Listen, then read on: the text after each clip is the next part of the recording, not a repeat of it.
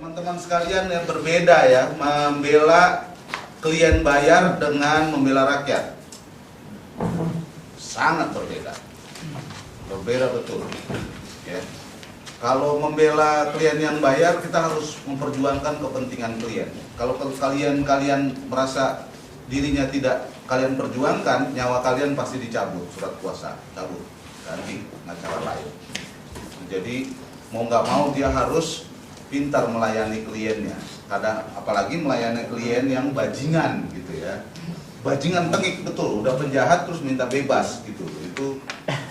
Itu satu tantangan yang luar biasa. Nanti kalian akan mengalami masa-masa itu. Nah, berbeda dengan membela kasus-kasus rakyat, kasus-kasus yang komunal, mungkin juga kadang-kadang yang individual. Nah, kata kunci daripada membela kasus-kasus rakyat, komunal maupun individual itu adalah hubungan kedekatan kalian. Kalau bahasa LSM-nya sebenarnya judulnya pengorganisasian. Jadi kalian ini bukan orang-orang hebat yang harus punya jarak dengan rakyat, yang mulutnya harus lebih kecil dari kupingnya. Kadang pengacara-pengacara ini mulutnya lebih gede daripada kupingnya, orang disuruh dengar daripada dia disuruh mendengar. Itu prinsip, kecil tapi prinsip itu ya. Jadi kalau kalian mau menjadi advokat yang hebat membela rakyat, kupingnya harus lebih besar daripada mulutnya ya. Otaknya harus lebih sederhana dibandingkan dengan rakyat. Jadi rakyat yang dicekokin yang rumit-rumit, sesuatu yang rumit harus bisa kalian sederhanakan sehingga rakyat itu mudah mengerti. Bukannya malah rakyat dipaksa-paksa oleh sesuatu yang rumit. Saya kasih contoh.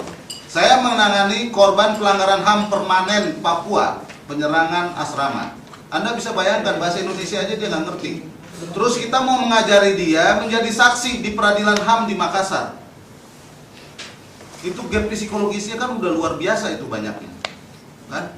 Kalau kalian paksa-paksa, kelihatannya dia waktu berkomunikasi dengan kalian pinter gitu, iya, tapi begitu bersaksi dia diam. Terus kalah, terus kalian marahin dia. Nggak bisa, introspeksi diri. Ya, apalagi ini dari daerah-daerah, pengalaman saya di daerah. Rakyat sekarang membutuhkan orang-orang pinter yang bisa menyederhanakan masalah, bukan yang jaim, bukan yang membuat gap tertentu. Wah, saya advokat, ngapain saya ngurus-ngurusin, datengin ke kampung-kampung yang becek penuh ratap tangis gitu ya. Kalau mau dia yang datang ke kantor saya. Ngapain gua datang ke desa sana, gua terancam nanti sama detasemen 88. Ngapain? Kalau udah kayak begitu, sebaiknya lu keluar aja deh, nggak usah ikut pelatihan lagi. Rakyat sekarang membutuhkan itu. Sekarang sangat membutuhkan itu. Ya, jadi sekali lagi komunikasi dan pengorganisasian itu penting. Ya. Dan cara berkomunikasi, mulutnya harus lebih kecil daripada kupingnya. Kupingnya itu harus lebih gede. Karena kadang-kadang bahasa rakyat itu banyak bahasa yang menunjukkan sungguh-sungguh kepastian hukum dan rasa keadilan rakyat. Pengalaman saya. Entah kalian di buruh, entah di petani, entah di mana lah. Karena kebetulan saya pengalamannya banyak di daerah konflik. Ya. Mana semua daerah konflik Indonesia saya tangani. Bahkan sekarang di Profit, saya ini lawyernya RMS sekarang. Profit. Lawyernya RMS, saya dibayar profit oleh RMS. Ya, tadi saya punya pengalaman daerah konflik, bela petani, bela buruh, bela macam-macam. Jadi pengalaman saya memang mulutnya harus lebih kecil dari kuping. Apalagi kalau kalian mampu mengorganisir sampai membuat jaringan bawah tanah. Nurdin M. Top itu, ya, itu karena dibela rakyat makanya dia lepas terus, bukan karena Nurdin M. Top hebat. Saya bisa ketemu Nurdin M. Top. Nah, jaringan bawah tanah itu penting. Kalau dulu order-order ngebom itu saya sempat dikasih tahu, ya, karena kita tahu perdagangan senjatanya itu ada di mana, ya kan, apalagi di kawasan Asia. Nah, itu karena pergaulan kita dengan rakyat. Nah, yang gitu-begitu juga harus jadi pengalaman kalian. Kenapa? Ya, keuntungannya adalah saya dari orang kampung langsung jadi lawyer, dikenal secara internasional karena nanganin kasus-kasus kayak begini. Walaupun ada faktor nasib, tapi kalau dilihat dari kondisi republik ini, kayaknya kalau kalian serius, nasib kalian mungkin akan sama dengan saya. Begitu nanganin kasus politik, langsung naik. Karena kasus-kasus politik yang bernuansa pidana atau pelanggaran hak asasi, kita langsung berhadapan dengan state yang sangat keras, dengan state aparatus yang sangat kejam, sehingga membutuhkan keterampilan yang luar biasa. Bukan hanya keterampilan hukum acara.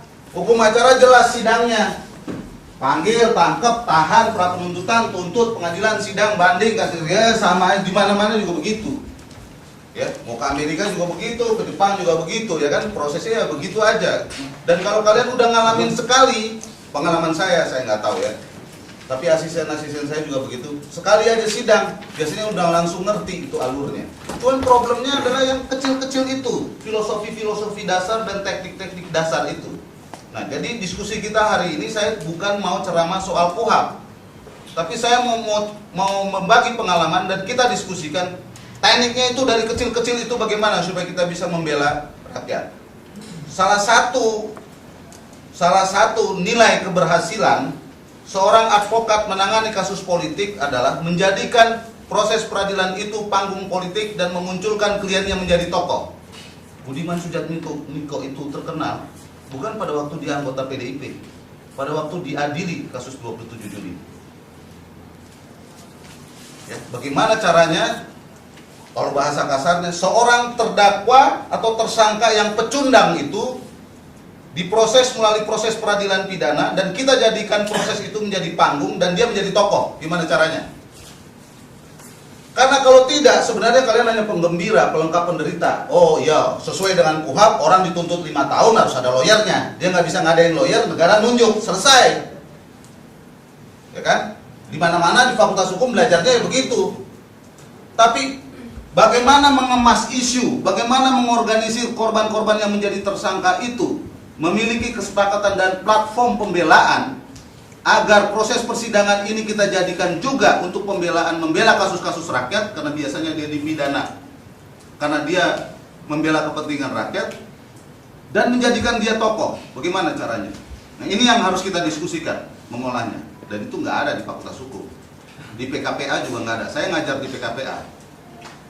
Ya, saya ngajar juga di PKPA. Nah, itu yang kita mau diskusikan sekarang. Ya, saya masuk kepada materinya. Ya. Awalnya, sekali lagi, tolong selain kalian belajar di sini, belajar KUHP, belajar sidang, kalian juga belajar bersama rakyat, mengorganisir, terutama rakyat-rakyat yang potensial akan dijadikan sasaran, entah itu untuk proyek politik atau memang untuk jadi sasaran politik, kalian organisir itu.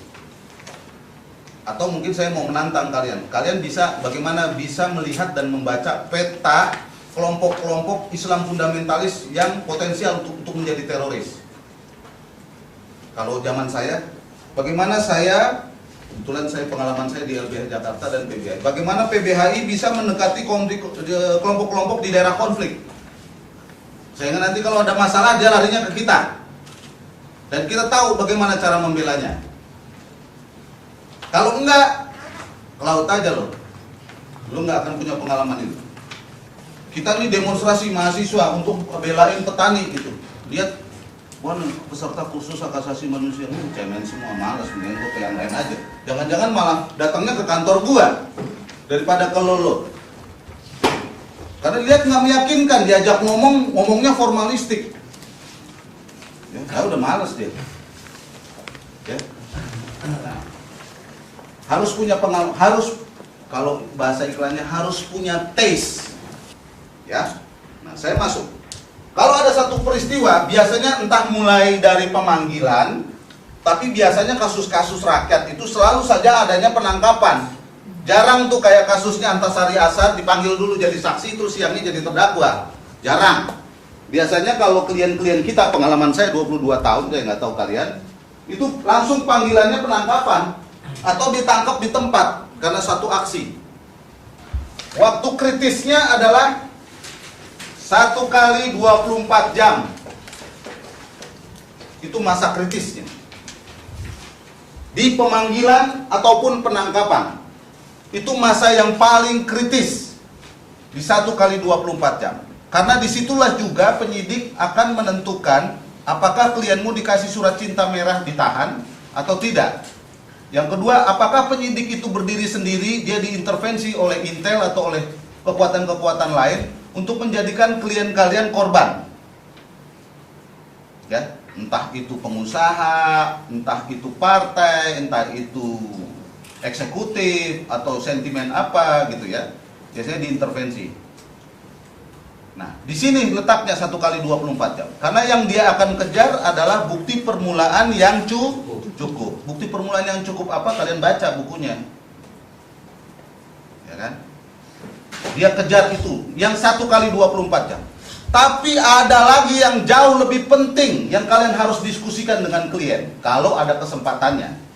Tapi kalau tidak ada, maka kalian harus bicara dengan keluarga dan juga kelompok pendukungnya. Misalnya kalau mahasiswa, mungkin teman senatnya atau teman gerakannya. Apa? Kalian tentukan platform pembelaannya di 1 kali 24 jam itu. Pertanyaan mendasarnya adalah, apakah proses ini kita mau jadiin panggung atau tidak? Ya. Kalau mau dijadiin panggung harus clear, panggung kayak apa yang mau dibuat. Misalnya isunya yang mau dinaikin apa? Oh, kasusnya nggak bisa. Oke, you mau ngangkat apa? Oh ya, human rights defender diadili misalnya. Jadi kalian harus bangun seluruh proses ini bahwa ini human rights defender. Arahnya apa? Nanti kalau diperiksa di BAP, dia harus bicaranya nuansanya dia sebagai human rights defender di BAP-nya. Ya kan?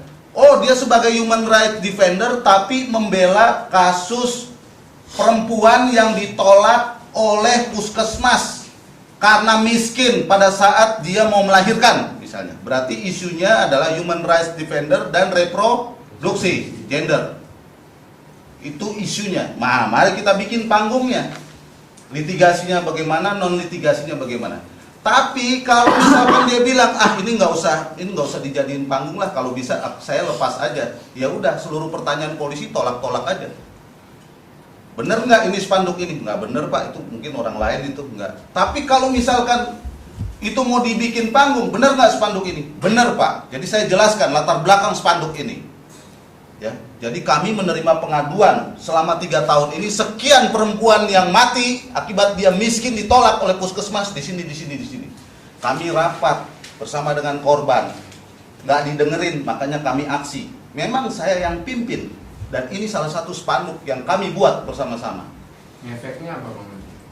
Panggung, dia muncul sebagai tokoh dan isunya naik, media massa juga jadi ngerti yang mau dia tulis.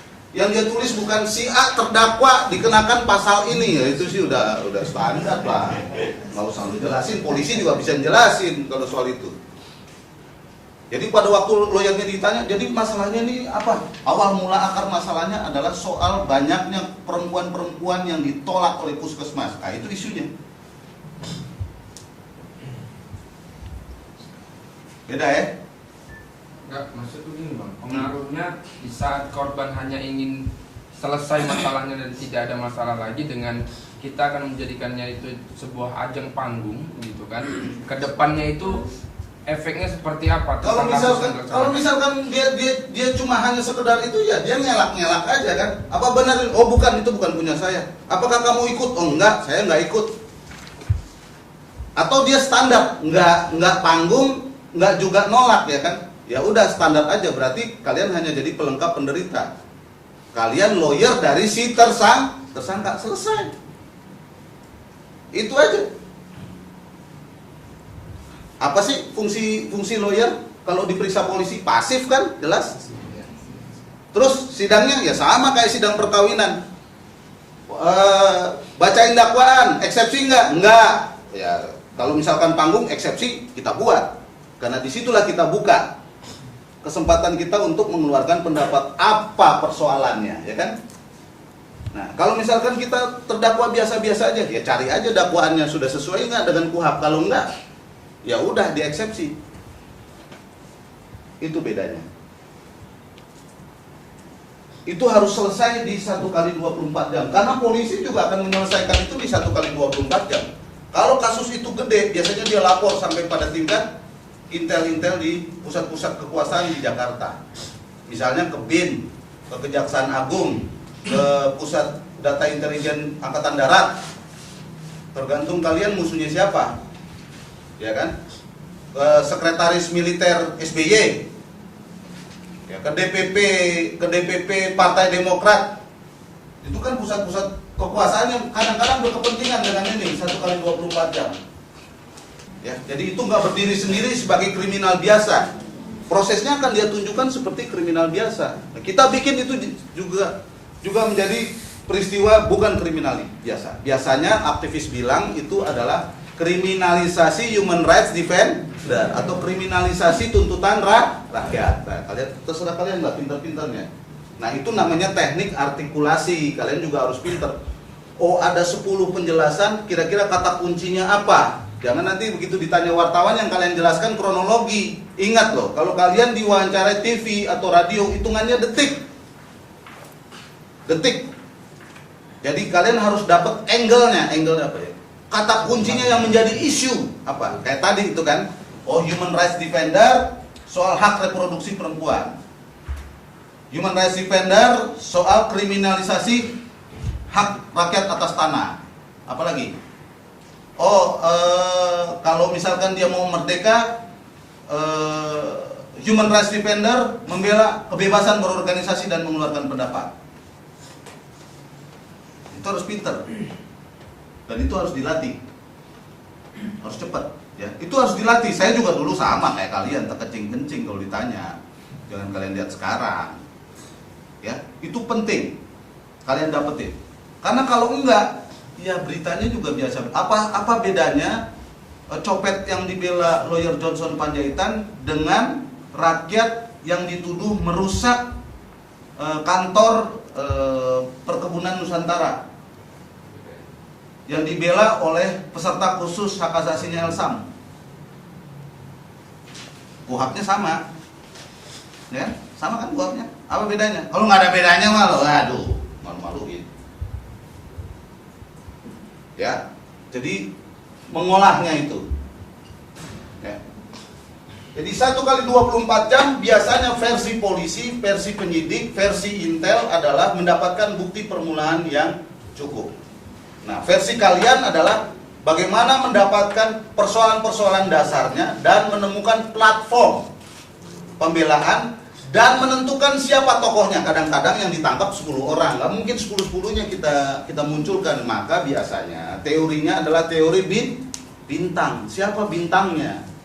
Itu harus dipilih dari antara 10 itu siapa. Karena kalau 10-10-nya kita majuin, ya nggak mungkin lah. Dan susah, mustahil itu. Harus ada satu. Dan satu itu bukan yang hebat, bukan. Yang potensial. Misalnya, kalau kasusnya pembela human rights defender dan reproduksi, oh, biasanya perempuan yang lebih jago ngomongnya. Karena perempuanlah yang bisa menjelaskan betapa pentingnya reproduksi. Ya, walaupun ada tokoh laki di situ, dia ketuanya sebenarnya. Nah, biasanya kalian akan mengalami kesulitan problem eksistensial karena nggak ada satupun korban itu yang nggak mau muncul. Advokatnya aja saling berebut sikut-sikutan muncul, apalagi terdakwanya kan. Nah, disitulah pentingnya tadi pelajaran yang pertama, komunikasi. Karena kalau dia megalomania, orangnya juga nggak respect. Nah, disitulah pentingnya komunikasi. Nah, komunikasi itu proses transformasi pendidikan. Kalian bangun kapasitasnya. Karena dia kan nggak ngerti hukum acara, nggak ngerti proses hukum. Nah, kalian jelaskan bahwa panggungnya nanti akan kayak begini. Nah, yang 9 lagi apa fungsinya? Nah, kalau itu clear, maka proses kreatif kalian akan muncul, ya kan? Nanti ada yang mau mogok makan, nggak mau di BAP, terus kemudian ya macam-macam udah bisa dibuat lah. Ruangnya jadi yang tadinya ruangnya segini jadi bisa segini gitu. Ya kan? Kalau clear di 1 kali 24 jam. Jadi fungsi dari advokat atau pembela hak asasi dalam kasus ini bukan hanya apa yang tercantum di KUHP, tapi bagaimana mengolah kasus itu. 1 kali 24 jam. Ya. Pelajaran penting adalah kalau tadi saya mengharuskan kalian berkomunikasi dengan klien atau dengan pengorganisasian masyarakat, pelajaran berikutnya adalah kalian harus menjaga hubungan baik dengan wartawan. Nggak perlu menjaga hubungan baik dengan polisi, jaksa, hakim, nggak perlu menurut saya. Nggak perlu. Kalau kalian menjadi pembela rakyat. Tapi kalau kalian mau menjadi seperti saya, ya berinvestasilah supaya baik dengan polisi. Karena saya dulu ditangkap, dia masih kanit, sekarang udah jadi jenderal, tinggal konspirasi, nanganin kasus gede, ya kan? Ya. Itu otak jorok kalau begitu. Ya. Nah, makanya saya mau mengatakan nggak penting punya hubungan baik dengan polisi, dengan jaksa dan hakim. Justru dia itu pelaku-pelaku pelanggar hak asasi. Apalagi kalau sudah order dari Jakarta atau order dari kekuasaan tertentu. Pokoknya jangan lepas, sikat terus. Kan? Jadiin dia tersangka, walaupun lemah, pokoknya jadiin tersangka. Dokumen intelijen bagaimana caranya disulap menjadi dokumen hukum. Itu gimana caranya? Kalau dulu terbuka, kalau sekarang dia kan hati-hati dia. Ya kan? Laporan kalian mungkin dikuntitin karena kalian nangani kasus mendampingi masyarakat di mana kan selalu ada catatannya tuh, catatan indra. Hari ini mimpin demo, hari ini begini, hari ini begini. Catatannya, oh ini nih simpulnya nih, mastermind nih salah satu kuncinya. Ntar begitu ini demonya gede, saya ambil dia. Apalagi sekarang Intel sudah pinter, dia udah mungkin juga banyak yang sekolah di IKJ. Jadi kalau ada aksi, dia sekarang itu bukan hanya mencatat tapi pakai kamera disorot gitu. Sorot. Nah, itu juga yang akan muncul di 1 kali 24 jam. Kita aksi nih, wah kayaknya di backup oleh polisi. Udah ditangkepin 5 orang. Ceret 5. Bawa kantor polisi. Di kantor polisi dikasih makan, kasih minum sambil di setel video yang tadi. Ceret. Hebat tuh, wah pidato lu apa tuh sob? Wah hebat tuh, wah hebat. Wah perempuan ini, wah jago yang ngomongnya. Udah selesai, makan udah selesai. Ke kamar masing-masing untuk diperiksa. Tadi lu ngomong apa tuh di video itu? Kalau di aktivis yang nggak ngerti, iya pak, itu dia terbuka dia. Tapi kalau di aktivis yang jago, enggak itu pak, salah itu cara melihatnya. Orang saya waktu itu lagi ngamanin masa supaya semuanya berjalan dengan tertib. Ya tapi kan kamu teriak-teriak, siapa yang teriak? Ya teriak-teriak wajar pak, orang rame teriak-teriak. Nah. Ada lagi nih aktivis karena taat beragama, ya kan? Kalau, ya ini bukan penghinaan. Tapi ini naif, saya mau bilang naif. Karena lawyernya juga diem aja soalnya. Kalau kejujuran dikatakan di kantor polisi ini, maka keadilan akan turun. Ya kan? Karena itu dia jelasin, jadi begini Pak, seminggu yang lalu kami rapat. Ya kan? Di kantor Elsam. Ya, rapat itu membicarakan ini. Wah, polisinya wah begitu ya, bikin jawab gitu. Karena ini membela rakyat Pak. Jadi kami udah bicarakan semua, kami rancang. Dananya sebagian dari ini, yang spanduk ini, yang ini. Oh begitu ya, iya. Ya kan? Baca, wah bagus Pak, sesuai dengan cerita saya. Tanda tangan, keluar surat penahanan. Jebret, nangis dia.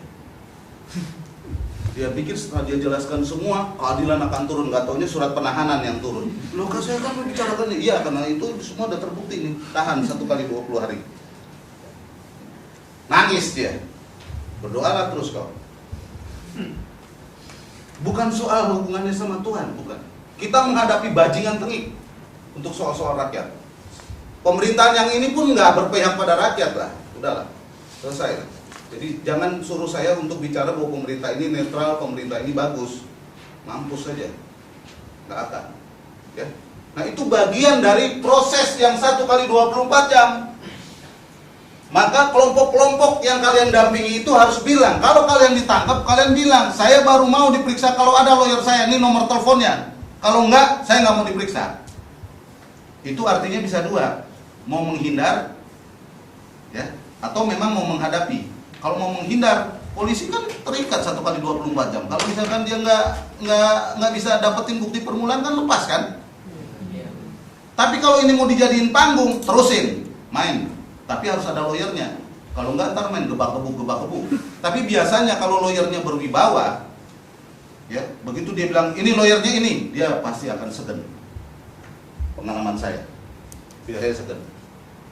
Siapa lawyernya? Dari ini. Segan. Dia nggak akan berani main pukul. Kalaupun main pukul, biasanya dia tidak di ruangan itu dan pakai orang lain. Misalnya di ruangan yang nggak ada mesin tiknya atau komputernya, sepertinya polisi yang tadinya meriksa dia itu dia datang, tapi yang pukul adalah orang lain. Tapi tetap saja kalau itu terjadi di kantor polisi, biasanya dia nggak mengelak. Pengalaman saya begitu. Saya sering sekali dibohongi kan, begitu dikasih tahu kita misalnya ke Polda aja, Polda Metro yang udah sebesar itu, tuh bohongnya luar biasa. Padahal udah ditahan di situ jelas-jelas dia bilang nggak ada. Bagus malah dia bilang nggak ada, lapor penculikan. Kira emang gua kehilangan akal, langsung muncul kan penculikan, karena ternyata polisi yang menjaga dan mengambil aktivis itu ternyata tidak bisa menjaga keamanan para aktivis itu, dan terjadi penculikan. Kemungkinan penculiknya itu membawa aktivis ini ke kantor polisi. Nah, mati kan loh. Jadi isunya soal penculikan. Diculik oleh polisi atau diculik oleh gerombolan yang dilindungi oleh polisi. Karena sekarang kan setelah kejadian Orde Baru kan sekarang banyak sipil-sipil piaraan. Entah Satpol PP, entah front ini, front itu, ya kan? Juga termasuk lembaga pengamanan swasta. Itu di belakangnya semua mereka. Kan? Karena kalau polisi dan tentara, Pak Boy cepet nuduhnya, wah itu tentara tuh, wah itu polisi, kita cepet. Tapi begitu Front Pembela Islam kita gugup. Ya kan? Jadi bisa begitu nanti ininya. Jadi sekali lagi, di 1 kali 24 jam ini penting. Bang, bagaimana dong kalau misalkan dia nggak ngomong-ngomong, ya, nggak ngomong-ngomong, tahu-tahu dia ditangkap, kita disuruh bela. Nah, yang pertama kali kalian harus selamatkan adalah nyawa kalian. Nyawa kalian itu apa? Surat kuasa, bukan nyawa yang ada di dalam tubuh, nyawa profesi maksudnya. Surat kuasa. Menurut KUHP, untuk memunculkan nyawa itu supaya kalian punya, karena kalau kalian mendapatkan kuasa, kalian punya kekebalan, ingat loh, kekebalan profesi. Ya, jadi nyawanya ada dulu. Jangan lo ngomong sebelum ada nyawanya. Ngomong nggak ada nyawanya lo orang biasa yang bisa ditangkap. Oh lo temennya, habil. Ya, harusnya membela jadi harusnya dibela jadinya. Repot ya kan? Nah, nyawanya. Nah, menurut KUHP, nyawa itu bisa dihidupkan dari mana? Kalau misalkan kita nggak bisa ketemu yang bersangkutan. Keluarga. Nah, keluarga itu siapa? Istri, anak, atau keluarga kandungnya, orang tuanya. Itu ambil, dapetin. Dan jangan, karena kalian di sini udah hebat-hebat punya komputer, kalian jangan berpikir, harus rapi surat kuasanya. Ya kalau kalian punya komputer, berarti di komputer kalian harus ada di situ surat kuasa blanko. Kalaupun nggak ada, tulis tangan. Nggak selalu harus bagus. Wah, sebentar, gimana kita buat, kita bikin dulu nih. Tapi ini di hutan, di desa nggak ada ini. Tulis tangan, nggak usah. Kadang-kadang lawyer-lawyer ini terlalu hebat-hebat ya kan. Yang penting datang dulu ada nyawanya, tanya. Karena kadang-kadang kalau kalian terlambat, dia sudah hilang atau udah digebukin. Ingat loh itu. Ya, daerah-daerah tertentu itu saya merasa sekarang ini ada daerah-daerah tertentu yang juga kayak begitu. Misalnya di Pontianak, saya udah mendapat laporan beberapa orang yang dipanggil tiba-tiba hilang, terus ketemunya seminggu lagi mati di kantor polisi.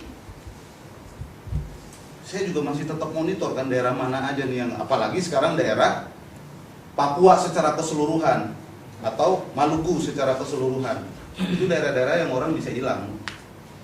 Entah itu nanti alasannya teroris, Densus 88, atau alasannya nanti perkelahian antar suku atau antar kelompok atau apa. Jadi kalian harus cepat gitu. Ya apalagi kalau dari awal kalian sudah berkomunikasi dengan mereka.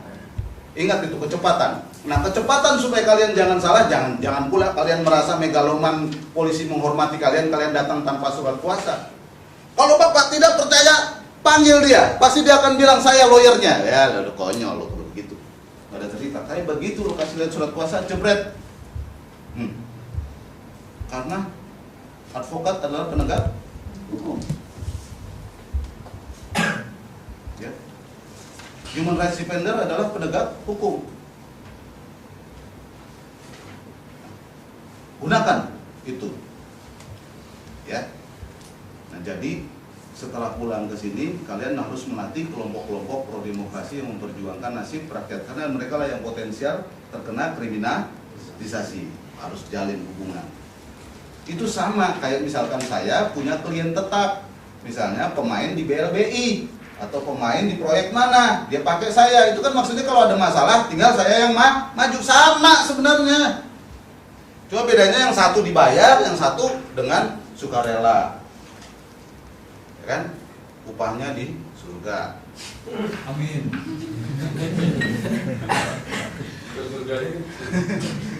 Kalau masih ada surga ya maksudnya. Ya, sekali lagi 1 kali 24 jam penting, clear. Ya, clear. Nah, kalau misalkan ini sudah lewat 1 kali 24 jam, maka yang akan muncul adalah surat perintah penahanan. Biasanya 1 kali 20 hari. Nah, kalau di 1 kali 24 jam klien kalian itu mogok makan, tidak mau diperiksa, kemudian keluar surat perintah penahanan, secara KUHP kalian punya hak untuk mengajukan pra-peradilan. Ya. Tapi kalau kliennya sudah mogok makan, nggak mau diperiksa, lawyernya penakut, ya siapa yang mau ngasih tahu keluar? Lo datang besuk aja lo takut.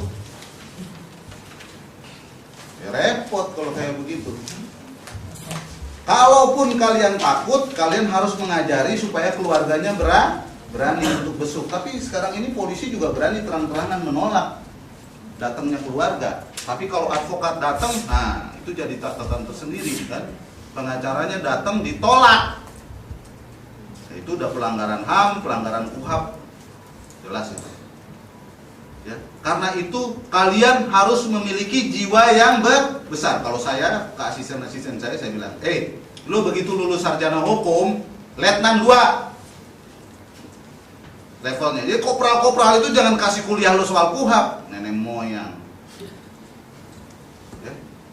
Terus perwira kalian itu. Nah, karena itu harus tampil sebagai perwira, digertak-gertak harus lebih kuat. Paling gertak berdebatnya soal apa sih? Soal KUHP kan. Nah, kuncinya di kalian apa sih? Surat kuasa. Kalau surat kuasanya ada, dia mau nolak apa? Tinggal ingetin aja. Karena sekarang ini supaya kalian tahu, ini juga penting kalian kasih ya. Polisi itu kan sipil. Ya. Apalagi kalau kalian nanganin di kota, mereka itu nggak mau dimutasi ke hutan.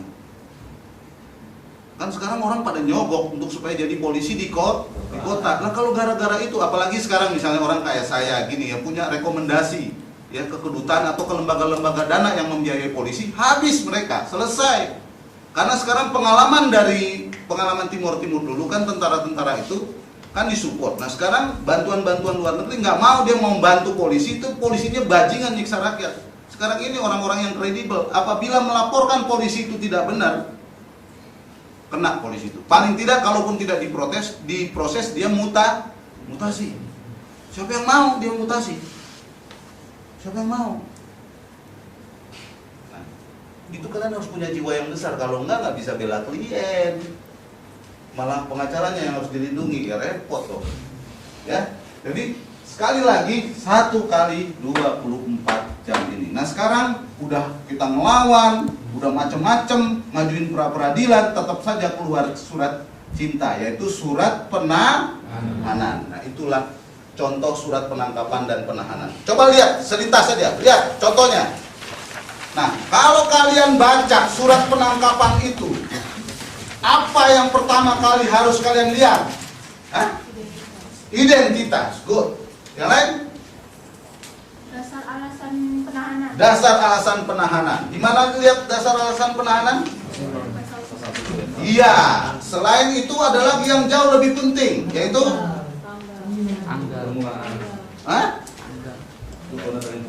Iya, bukan itu. Iya, tapi bukan itu. Ada lagi yang lebih penting.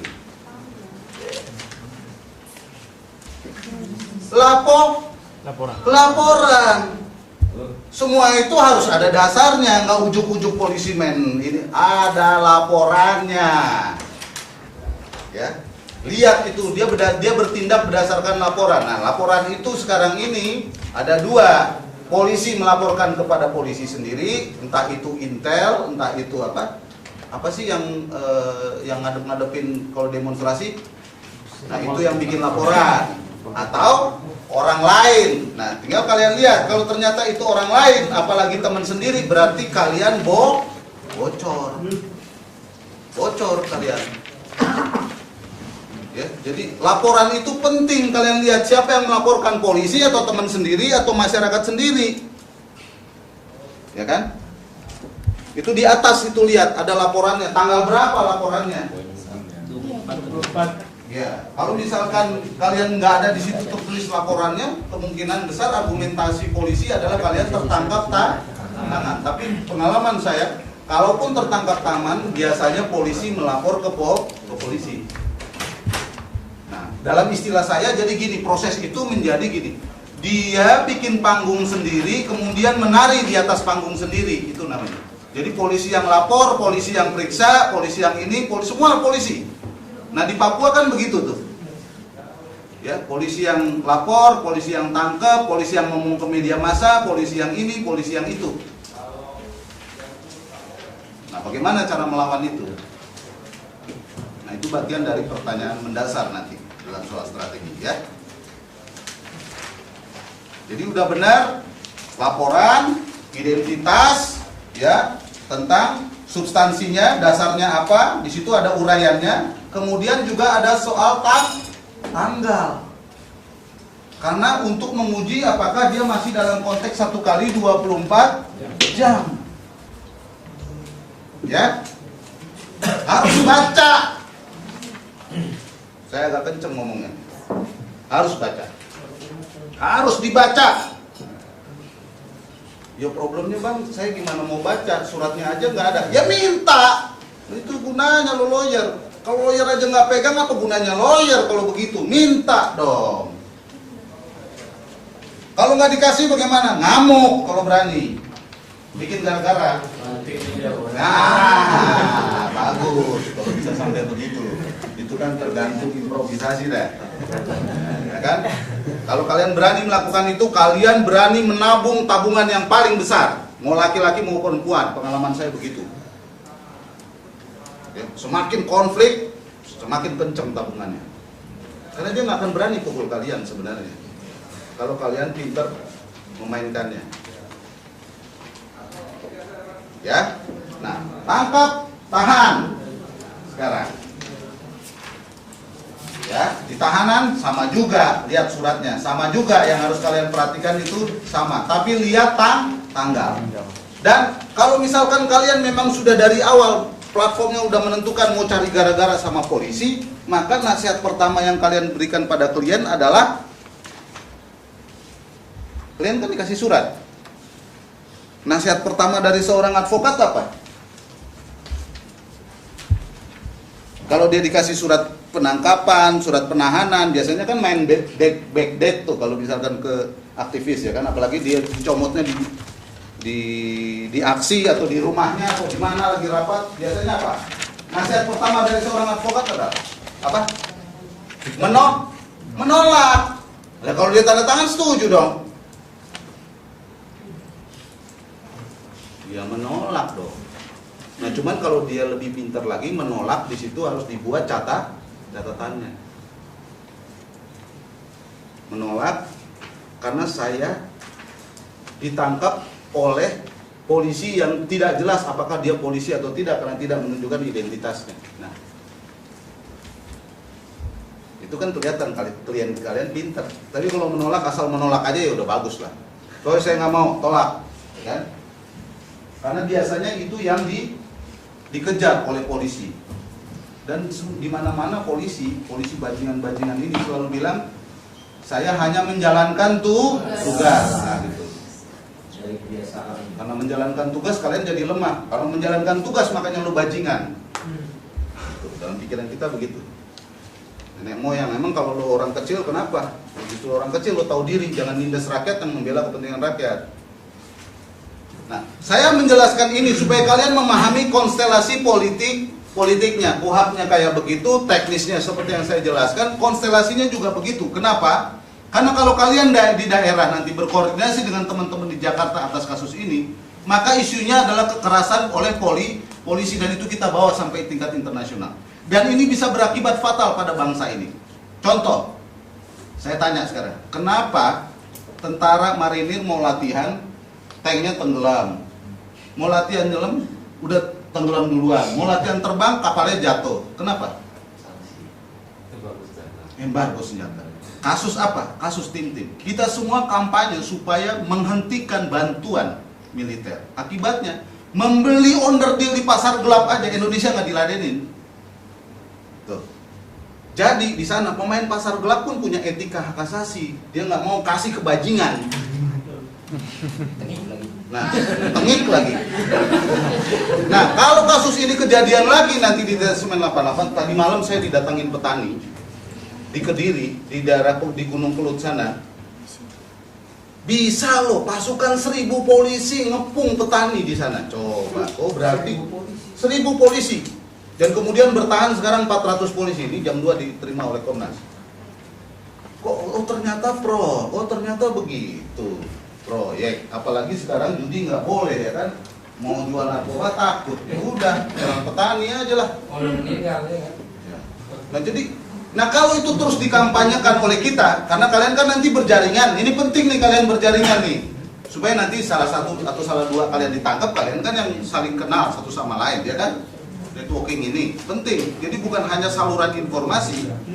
Ya kasus-kasus ini kalau kita kampanyein, kita bilang Detesmen 88 itu bajingan karena dia ternyata bukan hanya menangkap teroris, tapi juga menangkap aktivis. Dulu kan yang namanya Sintong Panjaitan dipuja-puja ya kan. Wow, berhasil ini, bantulah sama Green Bear. Saya ingat betul, saya masih SMP ketemu sama bule-bule itu yang melatih langsung Green Bear di Cijantung. Ya. Setelah saya gede, mereka itu saya lawan di tim-tim. Udah keras.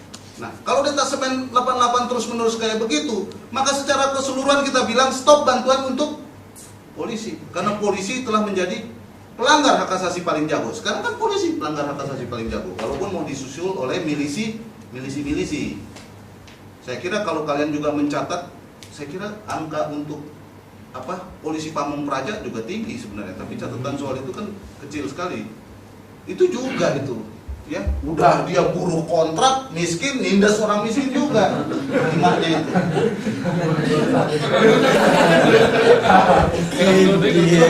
Bagaimana orang dia karyawan kontrak kok? Coba cek. Coba aja, omongan saya benar nggak? Karena di Jakarta aja kayak begitu, ya kan?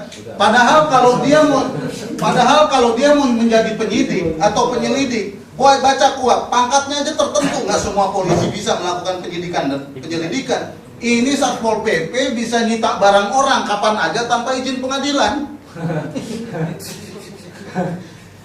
Ya kan? Ingat itu. Loh, kenapa sih John lo keras-keras begini teman-teman? Di saat pengangguran tinggi di kota-kota besar, sektor informal itu sektor pengaman. Selain juga pengaman bagi kita advokat yang miskin, ini karena lu makannya di situ nggak di restoran. Nggak kayak gua sekarang udah makannya di restoran. Ya kan? Itu bukan hanya sektor pengaman untuk pekerjaan, untuk kita juga. Anda bisa makan 5.000, 6.000 itu kan karena mereka ada. Kan? Dan itu fenomena kota besar sekarang. Itu harus dibela gitu. Pakai apa ya ini? Jadi ini bukan hanya kasus politik gitu loh. Ya, bahkan sampai dia berani mematikan orang. Yang saya tangani coba 3-in-1 itu sampai mati. Kan? Konyol. Nanti tinggal kita tunggu lagi nanti ada bayi yang mati. Karena apa? Saya mulai melihat, kalau saya kan ngamatin terus. Kadang-kadang di jalan itu yang ikut menghentikan untuk 3-in-1, saya sambil gendong bayi. Coba Anda bisa bayangkan kalau dia lagi gendong bayi gitu, dikejar oleh Satpol PP, jatuh. potensial anak kecil itu mati. You mau bilang itu karena kecerobohan ibunya? Lo berhadapan lo sama gua lo. Kalau lu nyalain ibunya. Kita ini advokat ini kan, wah, habis sih masyarakatnya anarki. Nyalain rakyat. Giliran aparatnya itu anarki lebih dulu, nginjak-injak hukum, kemudian giliran rakyatnya bereaksi terus kita bilang anarki. Media juga begitu kan? Anarki ini rakyatnya nih, lu ngelindungin yang salah sih. Jadi penting ya, ini perspektif konteks politik saya harus jelaskan sama kalian ya. Nah, kalau dilihat dari di sini bisa dimainkan. Ya, di sini juga bisa dimainkan. Kalau misalkan kalian sudah melihat pelanggaran-pelanggaran di sini, itu semua dicatat secara teknis. Ya, dicatat. Kalau kalian merasa polisinya tidak benar, ini yang nggak banyak advokat lakukan.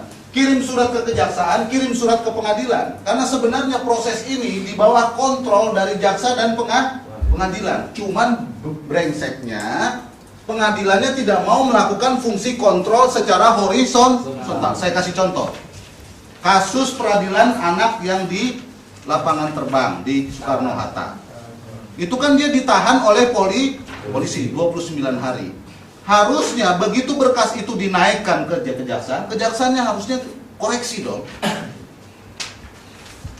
Pertanyaannya adalah kenapa anak ini ditahan? Penahanan adalah hal yang harus dihindari sesuai dengan Undang-Undang Perlindungan Anak. Ini enggak diterima, bahkan dimajukan ke pengadilan. Berarti proses yang di bawah itu diterima di dalam proses penuntutan, nggak ada masalah. Kemudian dilimpahkan ke pengadilan, nggak ada. Nah sekarang mereka bilang, loh tindakan pengadilan kan sudah benar karena putusannya tidak menyalahkan anak, tapi mengembalikan kepada orang tua. Mengembalikan kepada orang tua adalah tindakan. Lantas pertanyaannya, yang 29 hari ini yang lo bawa ini siapa yang salah? Nggak ada yang salah. Konyol. Ini semua namanya proses pemidanaan. Kok nggak ada yang salah? Jadi benar Bismar, ini harus dicopot, ini harus dicopot. Ini kan nggak semua melindungi. Jadi pengadilan itu tempat keranjang sampah melegitimasi proses penuntutan dan penyidikan. Jadi penting kalau ada di sini kalian lihat nggak benar, tulis. Kadang-kadang begini kan, sekarang forumnya sangat terbatas. Kalau ada pelanggaran di penyidikan dan penyelidikan, forumnya hanya pra-peradilan itu mempersoalkan apa saja? Penangkapan dan penahanan. Jadi kalau orang disiksa, barangnya dicolong, ngambil 5 nulis 2, kayak kita makan di warteg biasa, ya kan? Ya kan? Sekalian, ya kan? Maksud dia ngejar OPM atau ngejar aktivis gitu, tapi sekalian nyolong, ya kan? Itu banyak yang hilang gitu kan? Itu mau dipersoalkan di mana? Kalaupun kalian persoalkan, dia buru-buru, pokok perkaranya dilimpahkan. Kalian gugur sebelum berperang. Karena itu nasihat dari senior, ya, untuk pra-peradilan.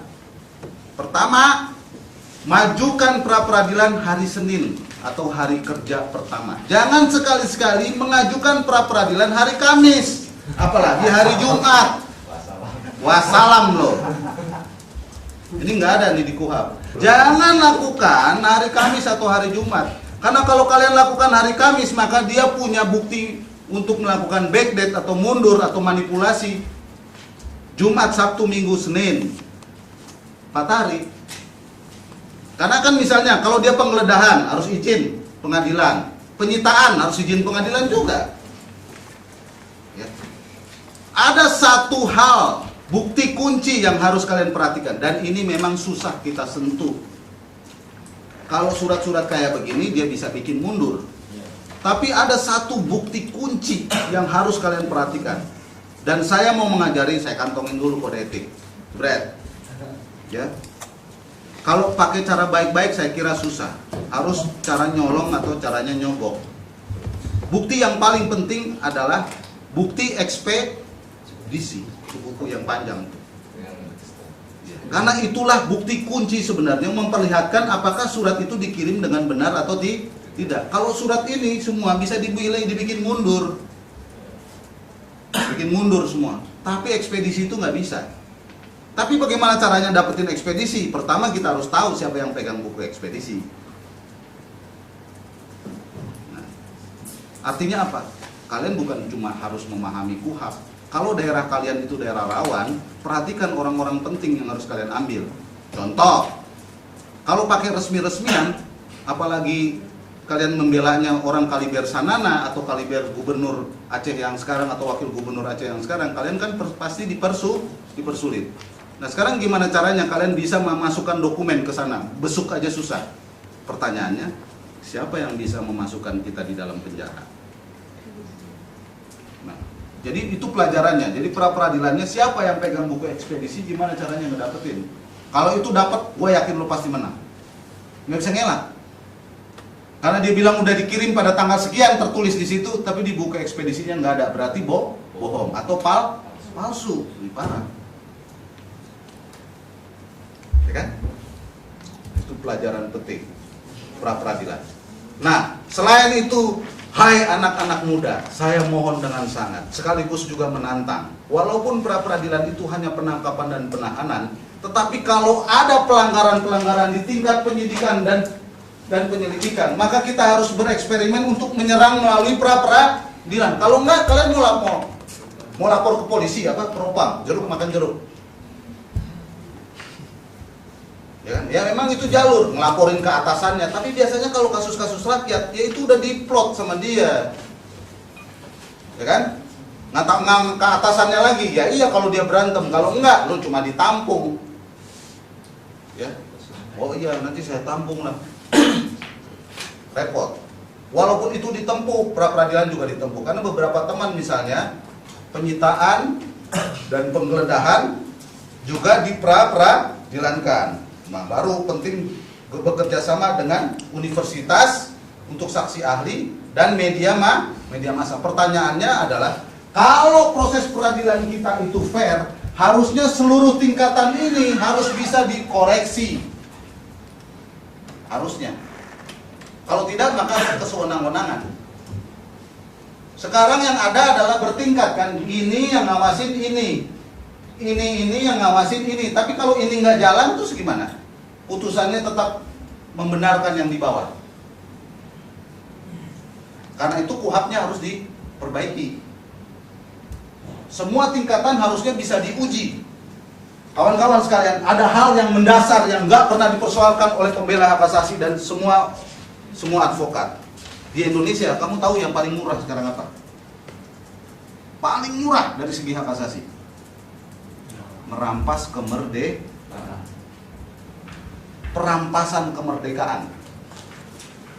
Ya, karena itu mari kita sama-sama berjuang supaya yang namanya kemerdekaan dan kebebasan itu kan hakiki, yang nggak boleh hilang dalam kondisi negara apapun gitu loh. Terus kita serahkan karena berdasarkan KUHAP. Maka penahanan atau perampasan kemerdekaan orang harus ada ujiannya dong.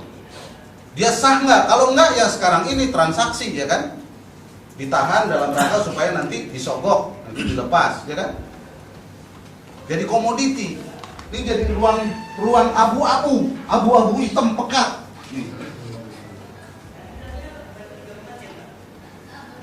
Isu perlawanannya adalah perampasan kemerdekaan. Itu yang sekarang mau dirampas dengan alasan teroris, dengan alasan stabilitas negara, dengan alasan apa sih, provokator, apa sih kalian itu misalnya. Kalau kiri udah enggak ya sekarang ya, malah kanan sekarang. Ya, alasannya kan macam-macam. Orang boleh dirampas kemerdekaannya, maksudnya ditangkap dan ditahan. Itu harus dilawan, harus ada forumnya yang bisa menguji. Nah dulu itu namanya hakim. Baca lagi deh. Itu yang harus diperjuangkan. Jadi ada forum untuk menguji supaya polisi tidak sembarangan menangkap dan menahan orang. Ya, supaya itu jangan dijadikan komoditi. Ya, sekali lagi pra-peradilan walaupun administratif itu penting, intip buku ekspedisi. Ya. Nah, lanjut. Pelajaran pertama.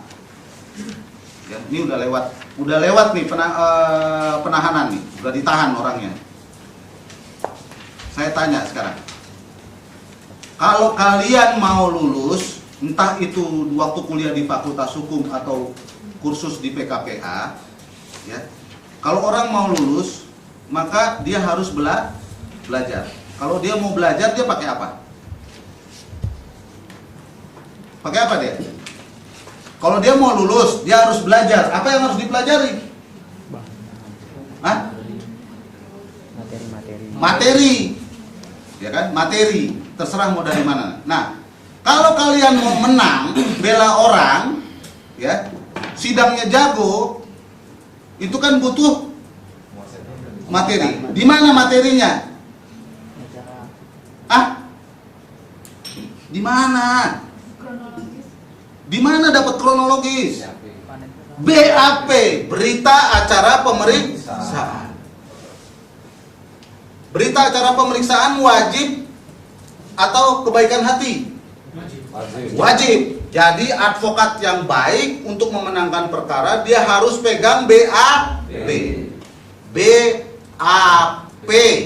Sekali lagi BAP. Tolong perhatikan istilah-istilah saya.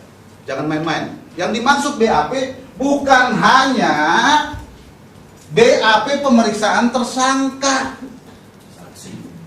Lengkap. Karena di situ kalian akan lihat surat perintah ini, surat perintah itu, penggeledahan, penetapan ini, penetapan itu. Banyak advokat nggak punya BAP. Bahkan begitu dia minta BAP, dia dipecundang oleh bukan. Kalau masih polisi sama, kalau di polisi kan bahkan turunan-turunan dari tersangka. Kalau saksi dia nggak akan kasih kan. Jaksa apalagi. Biasanya dia dipecundang oleh panitera, apalagi advokat miskin kayak lo. Biasanya dia bilang apa? Mana dulu duitnya? Ya kan? Mana duitnya? Panitera tuh. Mana duitnya? Baru lo dikasih BAP. Ini saya harus jelasin supaya kita sama-sama ngantemnya. Ya gua sekarang udah lebih mudah. Oh berapa? Ya bikin kwitansinya. Lu tadi minta berapa? 500.000. Nih gua kasih 1 juta bikin kwitansi. Nah, pertanyaan kalau dia nggak mau terima, lu gua kasih minta 500, gua kasih 1 juta nggak mau. Jadi sebenarnya berapa itu? Bingung dia. Gue izin hakimnya, ntar gua kasih 1 juta nih, gua bilang sama dia. Bingung dia. Daripada kita ajak berantem, ya kan? Sekarang gua mau lapor. Pak Hakim, saya minta turunan BAP, dia minta 500, saya kasih 1 juta, dia nggak mau.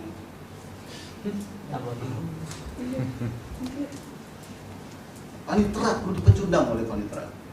Ya gua nggak mau kelihatan miskin, ya, mau harus kelihatan kaya. Dia minta 500, kasih 1 juta. Nah, kalau dulu kan kita terkenal, wah ini Prodeo, LBH, ini. Ya lu LBH aja.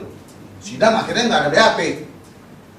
Kalaupun itu tidak dapat, maka apa yang harus kalian lakukan pada sidang pertama? Kalau itu tidak dapat, kalian tetap dipecundangi karena ini penting betul, karena dia takut. Apa yang kalian lakukan pada saat sidang pertama? Dakwaan. Iya, apa yang harus kalian lakukan? Sidang pertama biasanya pembacaan sebelum dakwaan apa? Sebelum dakwaan biasanya hakim ngapain? Ini pernah sidang nggak sih belum ya? Oh belum. Oh, sorry, gue salah persepsi. Sorry ya. Pertanyaannya loncat ya. Tapi harusnya kalian ngerti. Biasanya sidang pertama setelah semua ada, terdakwa datang. Yang ditanya adalah soal sehat dan tidaknya terdakwa. Pada saat hakim menyatakan itu, harusnya pengacara interupsi, mempersoalkan soal BAP. Kalau belum ada, karena tadi kalian bilang BAP itu wajib, maka harus minta penundaan sidang. Kalau enggak, kalianlah makhluk paling lemah di peradilan itu. Ya kan tadi kalian bilang kan kalau mau lulus harus menguasai materi. Lo kalau kalian sadar begitu, dapetin dong materi. Jangan nyontek. Lo mau nyontek sama jaksa sama hakim, ke laut aja lo. Karena kalaupun dakwaan dibacakan pada sidang pertama, lo gimana mau eksepsi? Paling lo dapetin dakwaan aja. Oh iya udah, semuanya udah mulus. Karena nggak pegang BAP. Di dakwaan itu dikatakan bahwa memimpin dan menyuruh membakar gudang milik Bulog. Di BAP nggak ada. Lo gimana mau eksepsi? Oh ya udah bagus juga nih dakwaannya lengkap nih. Identitas sudah lengkap, alurnya. Kayaknya gue ngerti dan diceritain dakwaannya. Ya udah lo mampus aja lo. Yang dibela petani buta huruf lagi. Selesai. Jadi BAP. Yang paling bagus adalah pada saat ini kesini kan ini berarti dakwaan dan BAP. Di situ lo harus kirim surat untuk mendapatkan turunan. Kalau melanggar maka dieksepsi. Logikanya begini, proses peradilan yang benar harus dijalankan secara benar. Kalau dia melanggar KUHP, benar apa enggak? Enggak benar. Jadi apakah dia mendapatkan bantuan hukum, boleh dibesuk, BAP, berkomunikasi dengan keluarga, itu kan hak-hak yang ditulis di KUHP. Nah kalau itu dilanggar, nggak semuanya bisa dibawa ke pra-pra. Itulah yang membedakan lawyer HAM dengan lawyer profit. Kalau lawyer profit yang gitu-gitu jangan dipersoalkan. Yang dipersoalkan adalah menjaga hubungan baik dengan polisi, jaksa, dan hakim. Kan gitu. Pelajaran kedua dari BAP, baca. Lu jangan males lu. Ya. Pegang BAP, sidang bawa, nggak pernah baca. Ya. Gaya aja ke selebriti. Nah baca itu ada dua. Satu, baca prosedur, nah itu penangkapan, penahanan, macam-macam itu penyitaan. Yang kedua, baca substansi. Substansi itu apa? Keterangan saksi, ya kan? Cerita-cerita itu baca. Kalau enggak, you mau gimana mau menguji? Ya, baca prosedur, substansi. Prosedur, laporan, penangkapan, penahanan, ya, polisi yang berwenang. Ya. Nah, kalau itu semua sudah didapatkan, maka sidang pertama selesai membacakan dakwaan. Apabila prosedur dan substansi serta dakwaan itu ada kelemahan, maka kita akan mengajukan eksepsi. Eksepsi dalam perspektif pengacara pembela HAM adalah panggung. Dia bukan hanya sesuai dengan KUHP, tapi itu kita bisa jadikan alasan pertama untuk menjelaskan kepada publik apa yang sebenarnya terjadi. Eksepsi itu. Dan biasanya eksepsi kita pasti ditolak, pasti. Kita udah tahu, apalagi kasus-kasus yang tapi itu jadi dokumen hukum yang resmi, yang pada tingkat diplomatik itu bisa kita jadikan dokumen untuk mengadu ke kemana-mana, termasuk ke dunia internasional. Karena itu dokumen hukum, kalian nggak bisa dituntut. Karena panggungnya eksepsi, ya kita pakai eksepsi. Kalau panggungnya pra-peradilan, ya pakai pra-peradilan. Jangan kalian mengada-ada, walaupun idenya bagus, tapi kalau nggak ada dasarnya, kalian akan dibilang orang gila. Iya dong. Dia boleh aja bilang, oh eksepsinya ngawur, karena isinya tidak sesuai dengan apa yang diatur di KUHP. Ya silakan aja, pengadilan ini kan bukan hanya untuk mengadili dan menghukum orang, tapi mengungkap untuk mendapatkan kebenaran material. Tinggal kita kalian bilang begitu. Kebenaran material berarti bukan hanya sekedar BAP itu dipenuhi, dakwaan itu dipenuhi, ya kan? Loh supaya apa? Supaya hukum tidak dijadikan alat politik untuk menindas rakyat yang memperjuangkan hak. Oh ya, saya ingat judul. Pengalaman saya, ini sharing pribadi, bagi saya menulis-nulis kayak begitu itu seni. Atau kalau kalian pencinta musik, anggaplah kalian sedang bermain musik, bermain jazz. Ya kan? Berimprovisasi dengan baik. Judul itu penting. Ya. Misalnya saja, karena yang dibela ini perempuan yang berdemonstrasi untuk memperjuangkan hak dan reproduksi, maka judulnya rahim diadili. Judulnya harus nendang Bang ya. Nendang betul. Judulnya itu memunculkan angle-nya, kuncinya itu apa? Dan itu isunya harus hak asasi. Rahim diadili. Misal. Ya kan? Yang kedua, yang ada hubungannya dengan judul, saya biasanya mengutip satu puisi atau satu kata-kata pintar.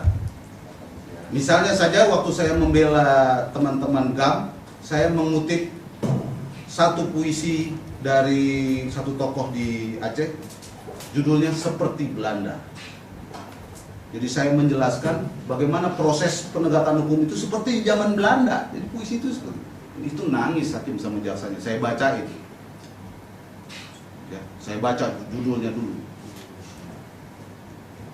Mengadili tokoh melawan penjajah. Seperti Belanda. Baca. Ya udah seni aja ya kan. Wah. Mana pernah dia dengerin eksepsi itu ada puisinya, ada judul kayak begitu kan dia kaget.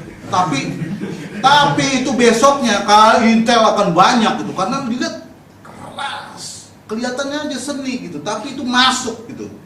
Coba kalian misalnya baca, nggak usah kutip aja itu syairnya Rendra soal Lisong itu. Tinggal kalian ganti berapa banyak itu anak yang putus sekolah, berapa banyak pengangguran, tinggal kalian ganti aja. Syair Rendra yang di aransemen. Biar angkat ketawa dulu. Biar angkat ketawa dulu ya.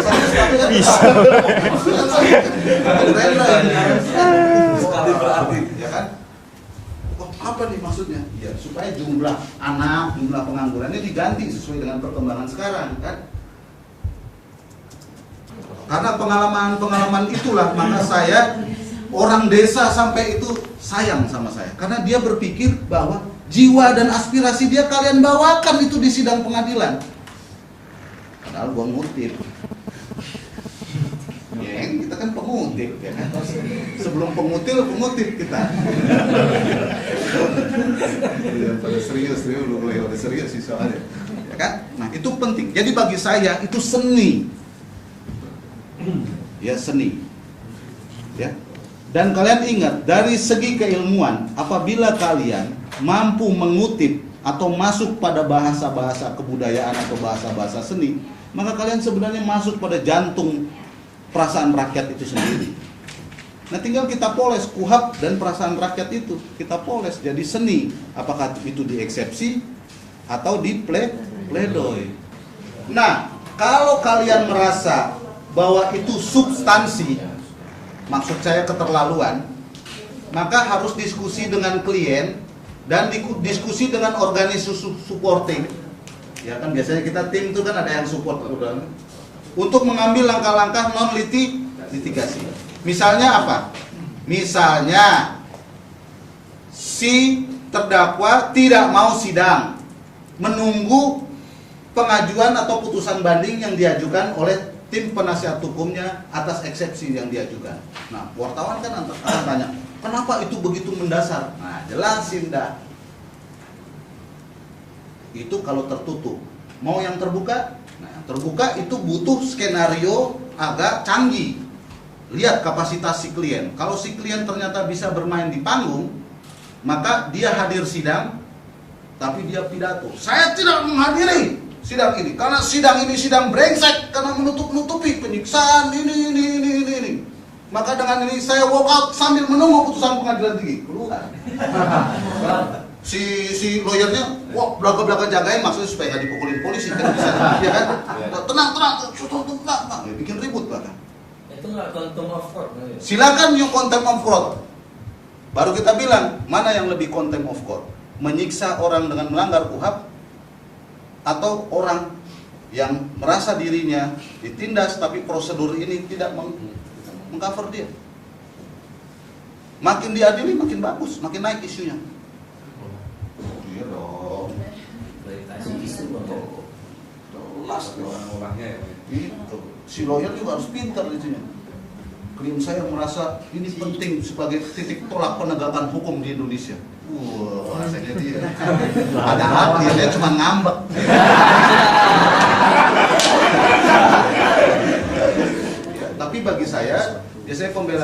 kasih hal-hal yang substansi, itu penting. Misalnya, klien kalian udah ditangkap, kalian sudah besuk, setelah dibesuk malamnya dipukulin.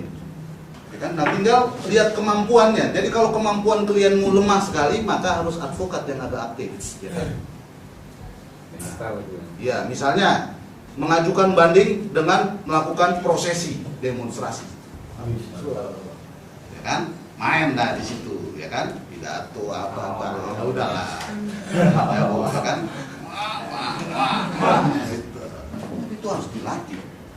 Artikulasi. Karena kalau kalian sidang di MK juga begitu kan nanti berdebat. Arah pengadilan kan dinamis sekarang, nggak pasif gitu loh.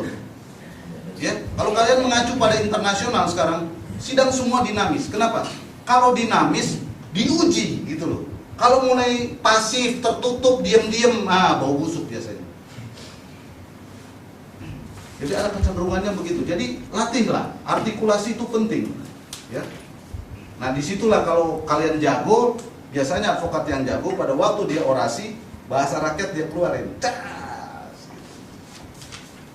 Ya. Misalnya di waktu saya demonstrasi di Pengadilan Tata Usaha Negara, ya. Kita bilang pengadilan liar, nah, orang langsung naik tuh. Ini kita hancurin nggak? Udah gitu, udah. Nggak terserah kalian. Ya, kan? Itu teknik ya, mengolah. Karena itu tadi saya selain kuhab, perspektifnya saya harus kasih lihat supaya atmosfernya kalian terasa ya. Oh ini loh persoalannya. Oh secara sistemik ini. Kalau kuhabnya ya begitu, lo bolak-balik ya kuhab ya begitu. Lo mau belajar di bawah pohon asem sama belajar di kolong jembatan sama di fakultas hukum pakai AC ya itu kuhab. Sama aja. Bang, Ya, satu bang. Ini kaitan dengan alat bukti bang. alat bukti. Iya, itu terkadang saya punya pengalaman waktu masih ya jadi asisten gitu kan bang. Itu terkadang kejebak sama barang bukti bang. Karena barang bukti kan ditemukan pada saat kejadian, beda dengan alat bukti itu kan. Kadang kita bingung karena ada barang bukti yang kita tidak tahu datang dari mana nih bang. Mungkin ada trik-trik tertentu untuk menghadapi kondisi seperti itu. Sederhana saja, kalau kau bicara barang bukti, itu kan ada prosedurnya. Kalau itu tiba-tiba ujuk tanpa prosedur, tolak. Nah, pertanyaannya itu tadi kau udah jawab ya. Bukunya ada di BAP. Tapi pertanyaannya adalah barang bukti yang mana yang tiba-tiba muncul? Berarti jawaban pertanyaan pertama adalah barang-barang bukti yang tidak tertulis di BAP. Ya kan? Pertanyaan berikutnya adalah kalau itu tidak tertulis di BAP, harus diuji lagi kapan dia muncul. Karena bisa saja dia muncul belakangan, tapi dia sesuai prosedur. Misalnya, saya bela klien saya yang A, si petani, ya kan? Pada waktu ini sedang diproses, si B yang buron belum ketangkep. Pada saat ini baru mau dimulai, dia ketangkep, dapatlah bukti baru. Ini kan bisa muncul. Tapi pertanyaannya, bagaimana prosedurnya? Tidak ada satupun barang bukti yang tidak melalui penetapan pengadilan. Itu. Jadi nggak bisa jaksa ujuk-ujuk, wah karena ini ketangkep, pindahinlah dari sini ke sini. Nggak bisa. Harus ada prosedurnya. Tapi ada barang bukti yang bisa tiba-tiba muncul di pengadilan, yaitu kalau itu diajukan oleh pengacara. Nggak ada di BAP, tapi kita merasa itu barang bukti kita ajukan itu. Dan kalian kalau mengajukan itu, majukanlah pertama kali di eksepsi. Nggak ada di KUHP nih. Ya kan bukan cuma jaksa yang punya barang bukti, kalian juga punya misalnya. Ya, majukan itu di eksepsi. Ya. Jadi pertanyaanmu itu bermata dua ya. Nah jadi jawabannya adalah barang bukti itu harus prosedural. Kalau bicara alat bukti, sebenarnya udah bicara proses pembuktian. Apakah barang bukti yang diajukan di pengadilan itu yang sudah sesuai dengan prosedur bisa menjadi alat bukti dalam proses pembuktian di pengadilan gitu. Itu ininya. Jadi cikal bakalnya adalah barang bukti. Ada di BAP, harus lewat prosedural dan pasti penetapan pengadilan. Pak, Yuk. kalau barang buktinya tiba-tiba hilang gimana? Nah, untung dong lo. Iya dong, untung kan? Jadi kalau alat berat, Pak. Pertanyaanmu itu ada dua mata. Ya. Mata yang pertama, ini kan banyak aparat penegak hukum jual beli barang bukti. Kalau lu mau beli ekstasi yang bagus, belilah di Polres. Serius gua. Serius gua. Mahal itu biasa ada. Iya, nah tinggal pertanyaannya, lu mau meledakkan ini hanya masalah itu atau lu mau ngomong struktural? Paham maksud saya? Kalau yang lu mau tembak adalah perdagangan barang bukti, itu kan berarti struktural. Ya kan? Harus diinvestigasi prosedurnya kayak apa sehingga Anda bisa bicara di dalam laporan dan kepada publik bahwa ini struktural, sistematik. Nggak bisa, misalnya gini, kasus 2 jaksa jual barang bukti ekstasi, itu struktural karena ada jabatan dia dan teknik mengambilnya, karena yang megang barang bukti bukan dia. Kok bisa jaksa itu ngambil barang, itu kan struktural karena ada kekuasaan di situ. Tapi kalau kamu tidak melihat itu, ya itu hanya jaksa nyuri barang bukti, jadi begitu, jadi kecil. Jadi cara melihatnya, ya. Nah, itu soal sistem yang pertama, struktural ya. Nah, yang kedua pertanyaanmu itu yang menyangkut substansi. Kalau yang menyangkut substansi, bagi saya, kalau barang bukti itu barang bukti yang membuktikan klienmu, barang buktinya hilang, syukur, karena jaksa nggak bisa membuktiin. Iya, tinggal kita tanya. Mana barang buktinya? Kok bisa hilang? Tuduh, Anda sengaja menghilangkan itu ya, karena barang bukti itu tidak sah. Nah, misalnya. Padahal sah. Tapi karena lo udah tahu hilang, lo jorokin ke jaksa, lo banting sekalian. Ya kan? Inilah sidang ini nih, banyak manipulasinya, barang bukti kok bisa hilang ya. Dengan penting juga aktif. Saya jadi pusing sidang seperti ini majelis.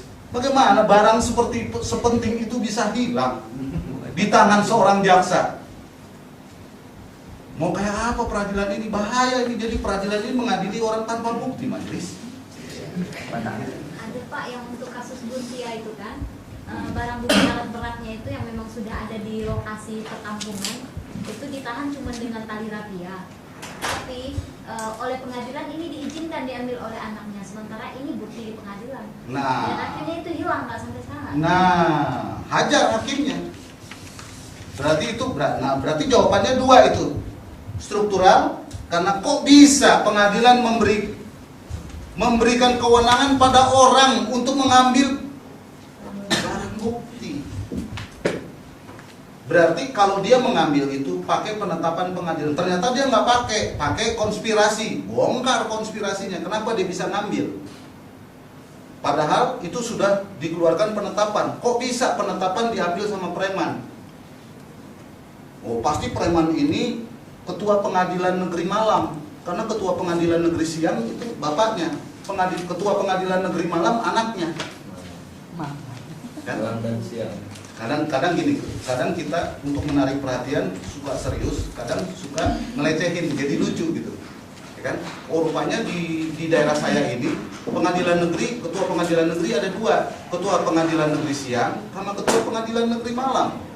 Ketua pengadilan negeri malam anaknya ngatur-ngatur, ketua pengadilan negeri siang bapaknya sidang-sidang gitu.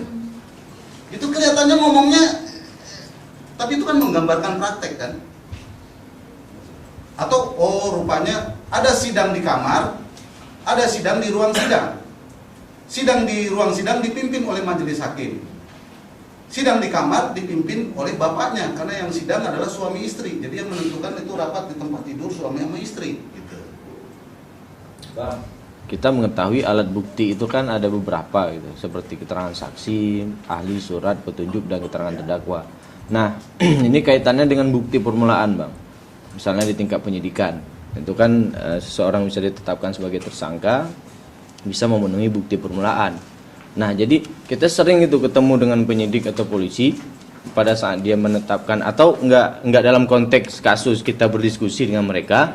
Jadi pemahaman mereka itu bukti permulaan itu termasuk barang bukti. Nah, sementara di alat bukti kan kita tidak pernah tahu barang bukti, dan barang bukti itu tidak bisa dikatakan sebagai alat bukti karena sesuai dengan alat-alat bukti di dalam KUHP.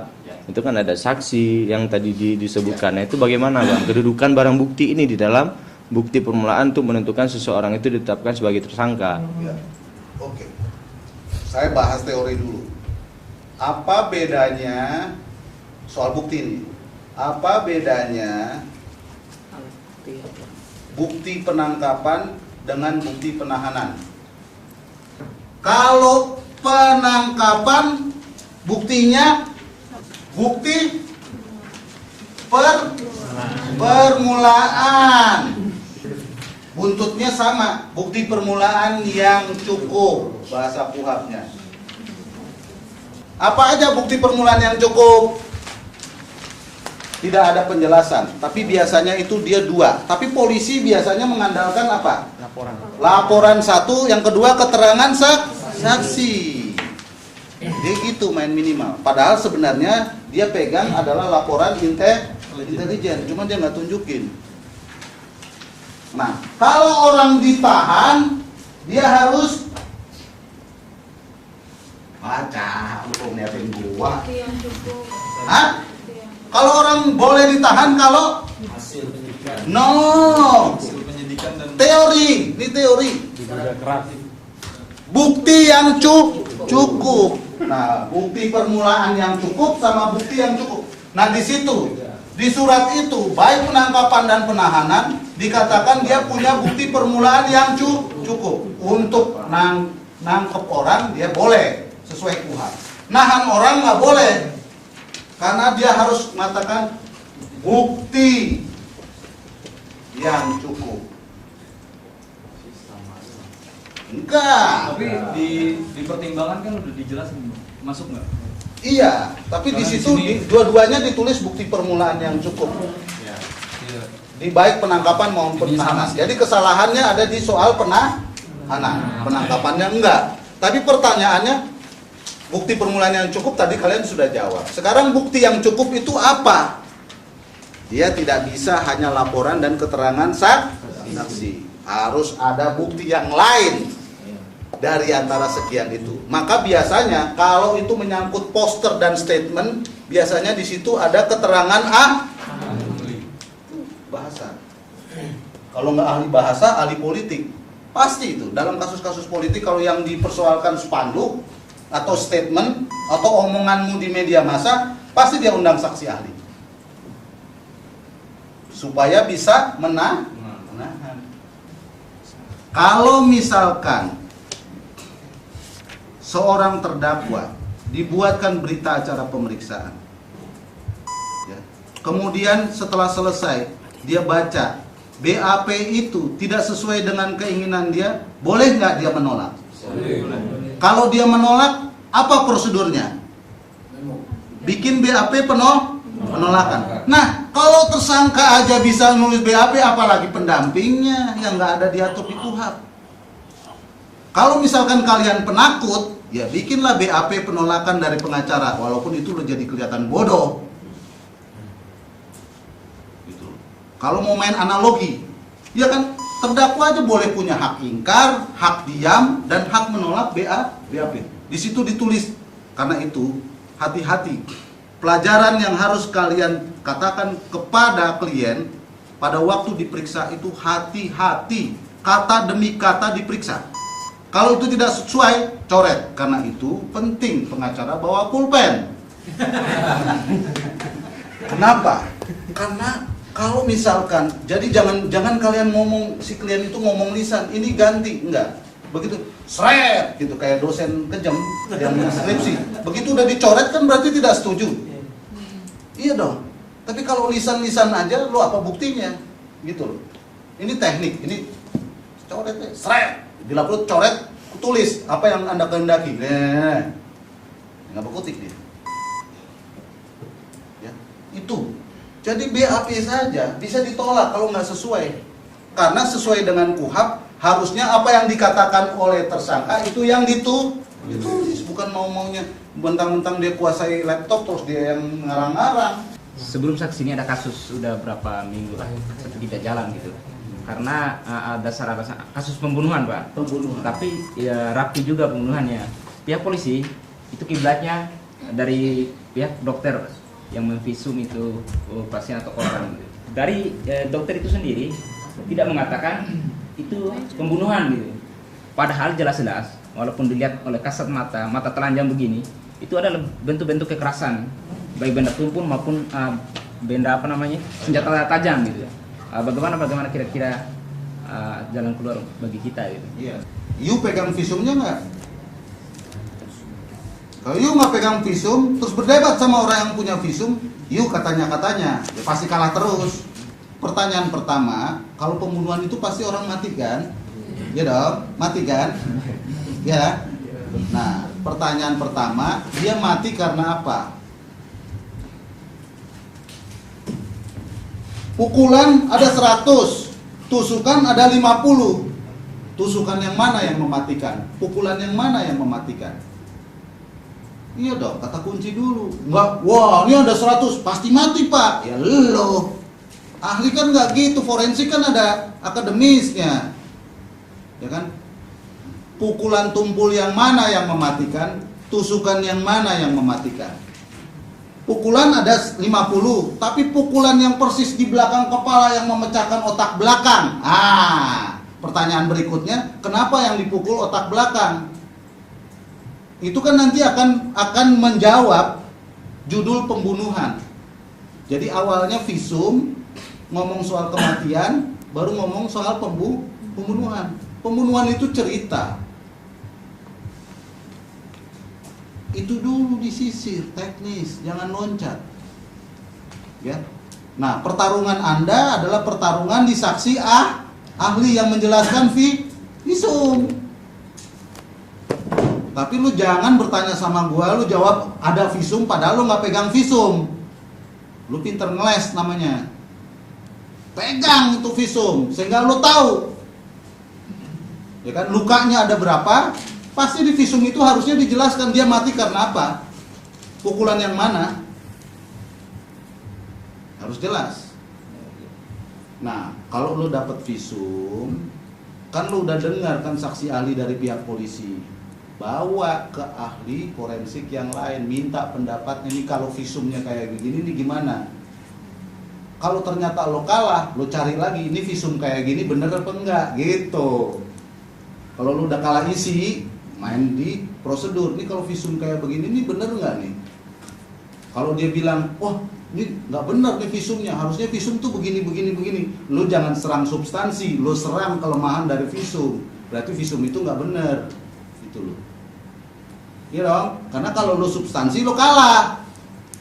Kan harus begitu. Ya. Jadi satu-satu diurai. Kata kuncinya adalah visum. Karena gue yakin saksi ternyata lo nggak ada. Alat bukti lo berarti cuma mayat dan visum sama keterangan ahli. 3 itu udah. Mayat nggak mungkin bunyi, ya kan? Yang harus bunyi adalah yang meriksa mayat. Meriksa mayat hasilnya 2, visum dan keterangan ahli. Nah sekarang di pengadilan, teman-teman sekalian, usahakan sidang itu tidak melulu sebagaimana proses jalannya sidang dan sesuai dengan tingkatan-tingkatan itu. Kalau itu artinya apa bedanya sidang perkara perceraian dengan perkara apa yang kalian tangani? Ya sama aja semua prosedural, BAP-nya sudah, sidangnya ya udah, bacain dakwaan, eksepsi, pemeriksaan tersangka atau terdakwa, kemudian saksi yang memberatkan, saksi yang meringankan, pemeriksaan terdakwa, tuntutan, pembelaan, replik, duplik, putus. Selesai. Ya. Tapi ada yang penting. Misalnya, saksi ini mengarang. Mengarang maksudnya apa yang dia lihat, apa yang dia ceritakan sebenarnya dia tidak melihat. Dia karang. Misalnya, kasus profit lah, cerita kasus profit. Dia supir. Ya, dia supir sebenarnya. Tapi dia harus, di kasus saya di Solo, saya menang ya kasus ini. Tapi ini ada ilmunya. Dia supir. Tapi di BAP-nya dia bisa menjelaskan nomor biliet giro. Ya, nomor biliet giro. Maka kalian jangan emosional. Kan biasanya kan pengacara bertanya belakangan setelah hakim dan jaksa. Kalian baikin dulu, tanya berapa tahun kamu menjadi supir? Sekian tahun, berapa gajinya? Istrimu ada berapa? Ini. Udah ya, dia jelaskan. Dari mana kamu tahu biliet giro ini? Saya tahu Pak, karena saya yang pegang, saya ini. Oh begitu. Jadi kamu tahu ya biliet giro itu B ini. Iya. Coba berapa nomor mobil yang kamu bawa? Nggak tahu. Wah, harus cecer habis. Anda supir ya, tapi Anda mobil yang Anda bawa aja Anda tidak tahu. Tapi biru, Anda tahu nggak biru giliat untuk apa? Penting. Nah, di situ harus raja tega. Karena biasanya advokat HAM kalau ke orang kecil kasihan, habisin. Anda sudah disumpah loh. Saya minta pada majelis hakim perintah tahan. Karena nomor biliat giro dia tahu, nomor mobilnya dia nggak tahu. Saya pernah tahun 97-98 mengajari semua mahasiswa, kalau sidang di pengadilan dia ditangkap, diadili, semuanya berdiri di atas kursi, belakangin hakimnya. Terus kemudian nyanyi joget-joget itu pidato, kemudian satu orang bilang, silakan majelis hakim vonis, kami memang bersalah, silakan. Habis itu saya banding. Ada tangan banding semua. Wah, ngeluh panitera, kan banding, nyiapin berkas. Lo vonis aja. Silakan. Gak ada masalah. Lu kalau begitu semua, pengadilan rontok nggak? Kenapa? Karena kita sewaktu itu bilang semua itu peradilan politik. Ide orang. Lo gila lo, rejim Orde Baru waktu itu. Semua dipakai. Ya udah, dilihat aja.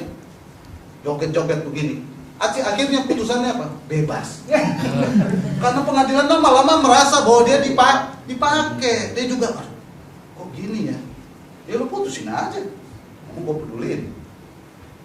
Nah, itu juga bagian dari ruang yang bisa kita gunakan. Asal Anda memainkan sesuai dengan tingkatan hukum acara. Kalian hanya bisa memaksimalkan dari mulai sini sampai sini. Karena banding dan kasasi tertutup. Banding dan kasasi biasanya dipakai untuk kampanye di tingkat nasional dan internasional. Jadi kita minta tolong Amnesty dan institusi lain untuk menekan pemerintah Indonesia atas kasus-kasus yang terjadi. Ya, jadi kalau mau bermain, nah ya nggak apa-apa ya. Kalau mau bermain, main sungguh-sungguh di atas panggung, maksimalkanlah dari mulai pengadilan sampai soal penyelidikan. Cukup punya ruang untuk itu. Ya. Jadi antara advokat sama terdakwa harus satu keping mata uang. Jadi kalau terdakwanya udah radikal, lo harus lebih radikal. Ya kan? Ini terdakwanya main, advokatnya enggak. Ya lama-lama lu cabut kuasanya. Ya dia udah mau mongkok makan, janganlah, ini belum bulan puasa soalnya. Nah, ya.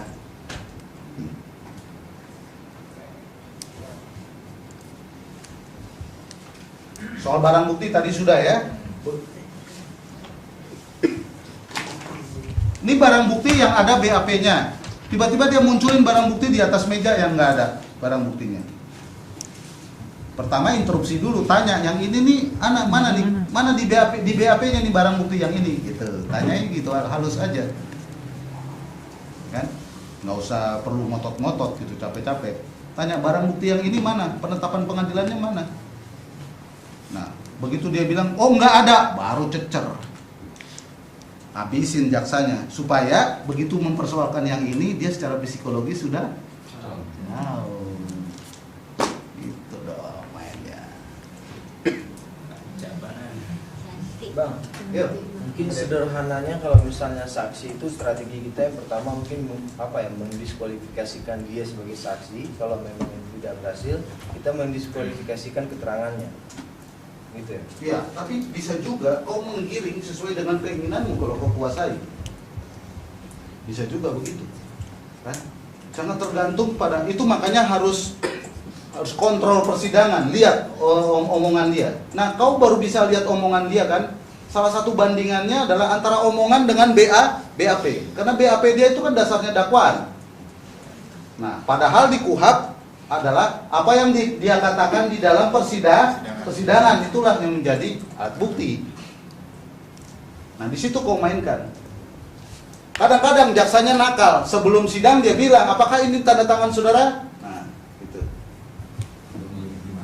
Ya kan? Nah, sekali-sekali atau jangan sekali-sekali terus-menerus tanya, maksud pertanyaan jaksa itu apa?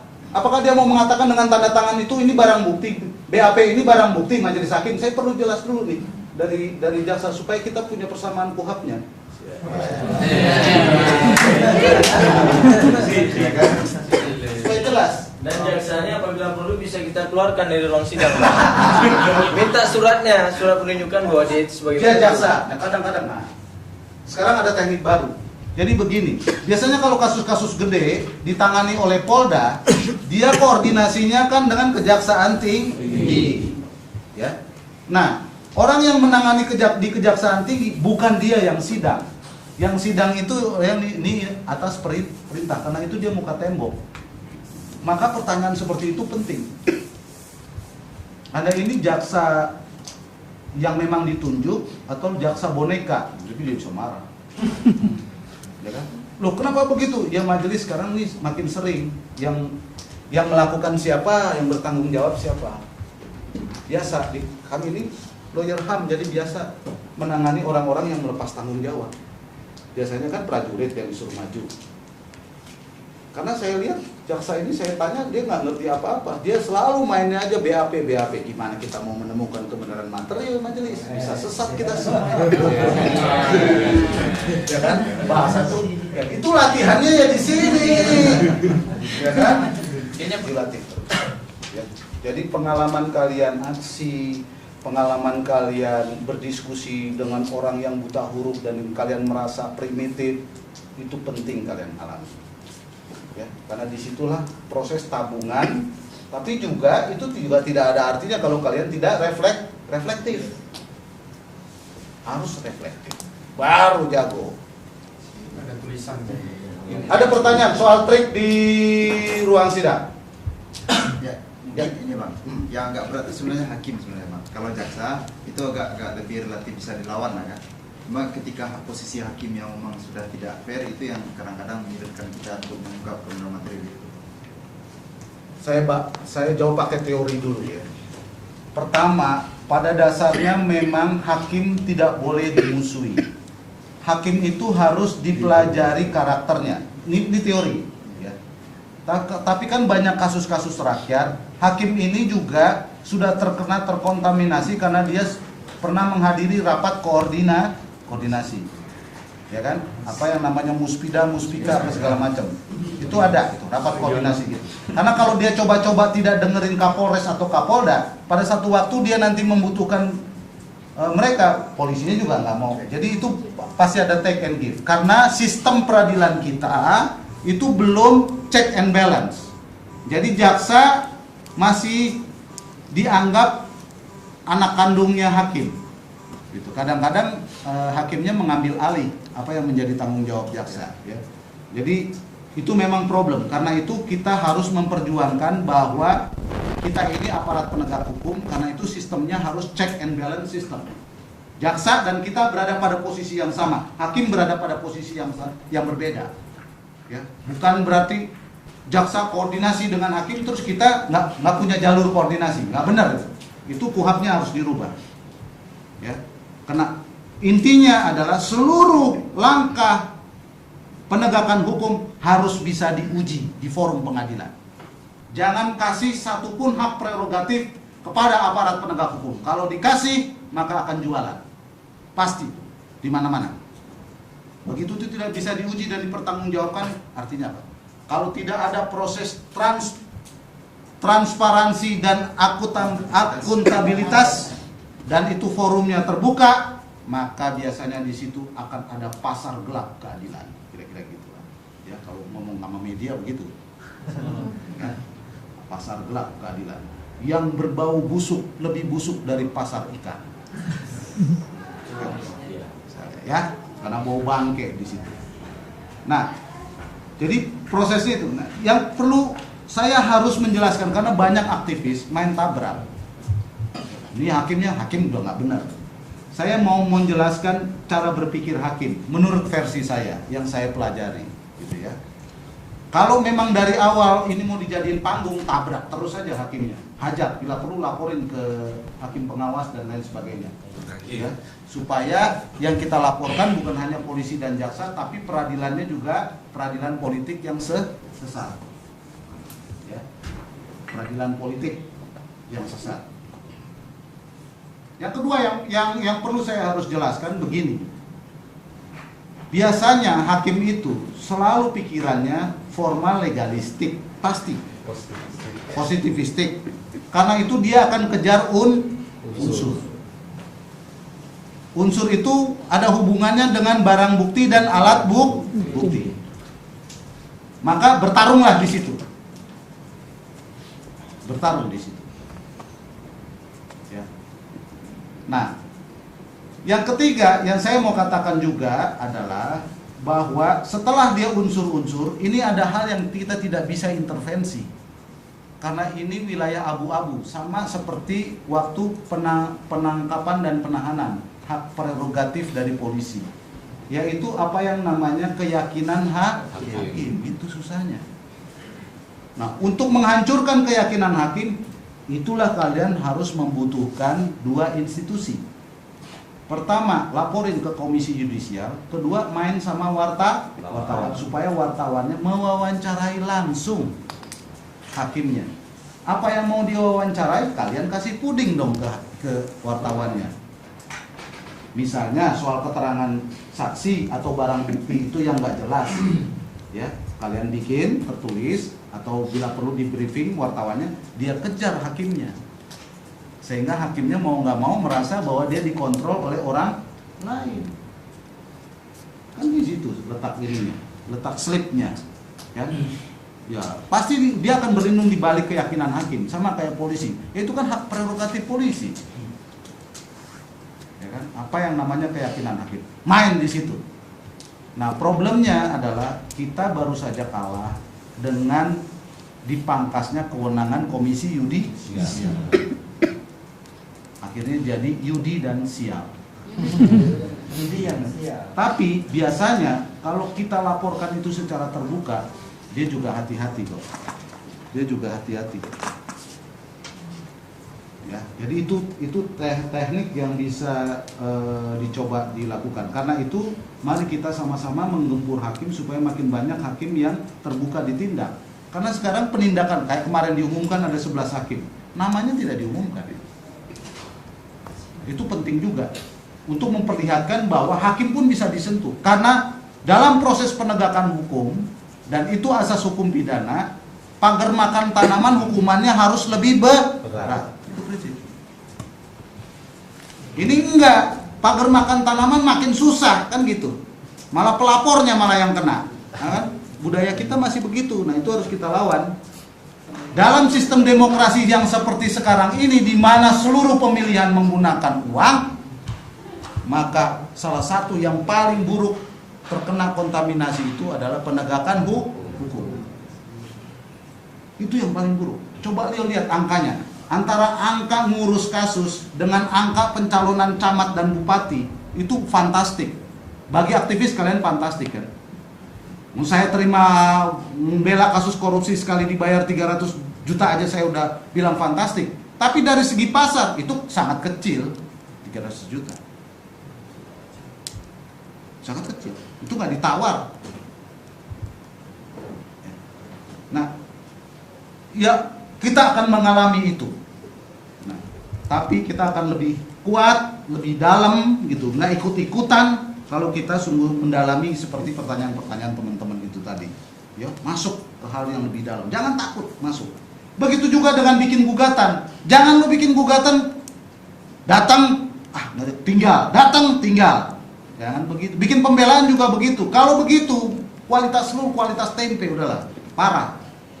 Kalau bisa duduk sebelum selesai sampai kalian pernah pesawatnya mau jatuh nggak? Itu kan keluar tuh. Keringet yang nggak pernah keluar, bukan kayak keringet biasa, keringet ketakutan gitu. Nah, rasainlah sampai kayak begitu. Dengan begitu, besoknya akan lebih enteng, akan lebih mahir.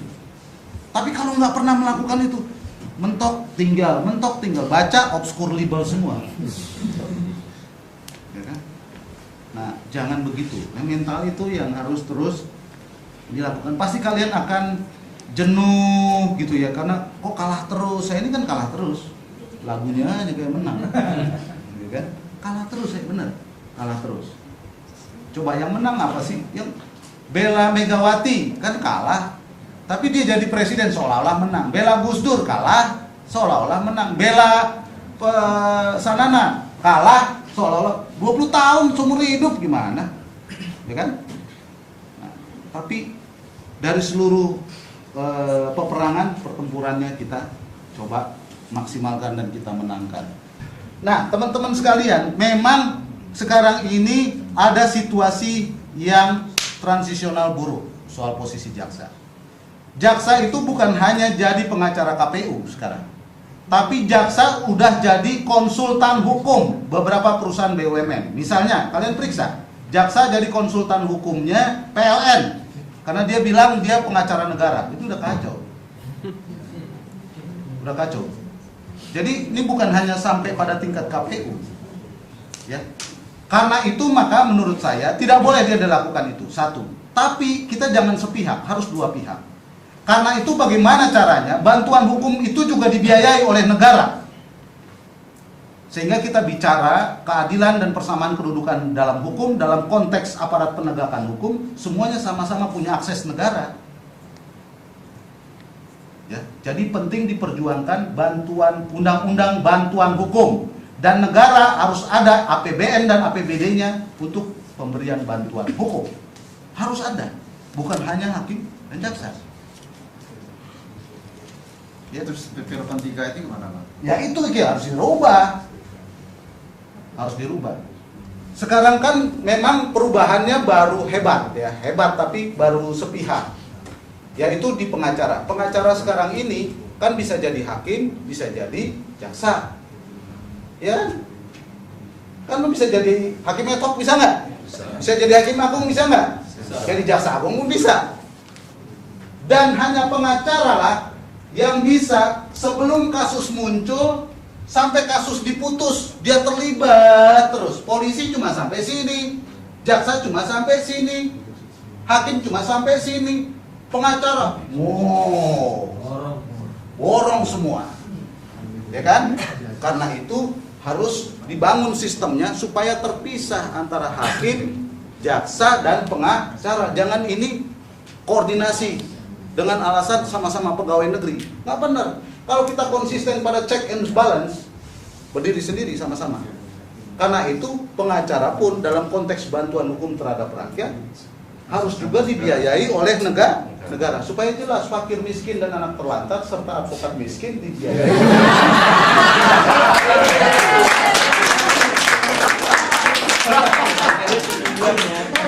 Ini emang advokat miskin semua nih. Dalam. Jadi advokat miskin, Bang. Advokat orang miskin. Kita usir mana-mana pasal 34. Ya, jadi pasal 34 itu harus dibuat undang-undang pelaksanaannya. Jadi memang dari segi aparat penegak hukum harus dibangun lagi sistemnya, terutama dalam konteks proses peradilan, ya kan? Karena tidak hanya bisa menempatkan lawyer sebagai penegak hukum selesai di situ, tapi masing-masing itu bagaimana posisinya dalam integrated criminal justice system. Itu bagaimana? Tapi prinsipnya adalah semua tingkatan langkah hukum itu harus transparan dan akuntabel dan harus bisa diuji lewat forum-forum yang terbuka untuk umum. Itu penting. Kalau enggak, maka yang ada adalah kantong-kantong pasar gelap keadilan. Terima kasih teman-teman, saya mohon maaf kalau ada kesalahan. Sukses.